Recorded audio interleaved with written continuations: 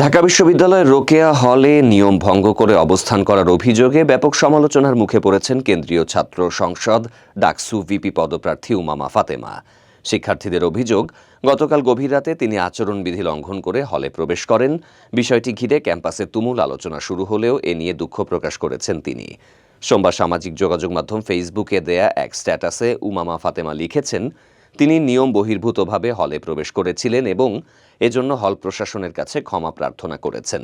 তবে ঘটনাটি নিয়ে উদ্দেশ্যপ্রণোদিতভাবে ভিন্ন প্রচারণা চালানো হচ্ছে বলে দাবি করেন তিনি। স্ট্যাটাসে উমামা ব্যাখ্যা দেন, আমি গতকাল কোনো নির্বাচনী প্রচার বা মিটিং করতে যাইনি। দীর্ঘদিনের মানসিক ধকলের কারণে বান্ধবীর সাথে দেখা করতে গিয়েছিলাম। আমি হল গেটে রাত 10টার মধ্যেই প্রবেশ করি। কিন্তু ভুয়া প্রচারণা চালানো হচ্ছে যে আমি রাত 1:30টার পর প্রবেশ করেছি।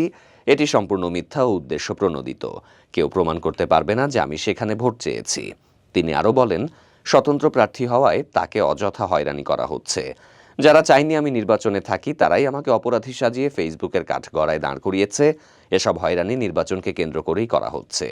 ঘটনার পর নিজেই রোকেয়া হলের প্রভোস্টের সঙ্গে দেখা করে লিখিতভাবে ক্ষমা প্রার্থনা করেছেন বলে জানান উমামা। তার দেয়া আবেদনপত্রের ছবিও তিনি স্ট্যাটাসে প্রকাশ করেন। তবে একই সঙ্গে বিশ্ববিদ্যালয়ের নিয়ম কানুন নিয়ে প্রশ্ন তোলেন তিনি। উমামা বলেন, এক হলের শিক্ষার্থী অন্য হলে গেলে সেটা কোনো ফৌজদারি অপরাধ নয়। নিয়ম বহির্ভূত হলেও মেয়েরা নানা সময় এক হলে গিয়ে অন্য হলে অবস্থান করে, অথচ এই স্বাভাবিক বিষয়কে ফেসবুকের কাঠগড়ায় তুলে অপরাধ বানানো হচ্ছে। এতে মেয়েদের চলাফেরার স্বাধীনতা সীমিত হচ্ছে। সাধারণ মেয়েরা প্রতিনিয়ত এমন হয়রানির শিকার হন। তিনি স্মরণ করিয়ে দেন যে 2019 সালে ডাকসু নির্বাচনের পর থেকে এই নিয়ম চালু হয়। তবে পরবর্তীতে আবার পুরনো প্রথায় ফিরে যায়। উমামা প্রতিশ্রুতি দিয়ে বলেন, আমি নির্বাচিত হলে এক হলের মেয়েরা যাতে নির্বিঘ্নে অন্য হলে যেতে পারে তার ব্যবস্থা করব।